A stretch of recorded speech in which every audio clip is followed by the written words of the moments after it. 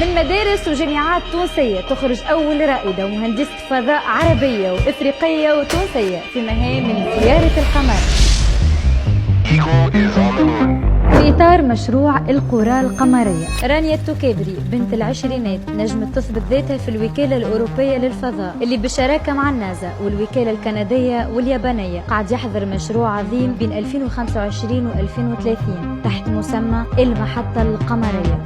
من مجرد غرام وصناعة المركبات فضاء صغيرة، المهندسة التونسية اليوم باش تكون واحدة من بين المشرفين على الصاروخ الثاني اللي باش يرجع للقمر بعد مهمة أبولو عام 1972، واللي الغاية منه هي الاقتراب من الكواكب ومن القمر أكثر وأكثر ودراسة مكوناته.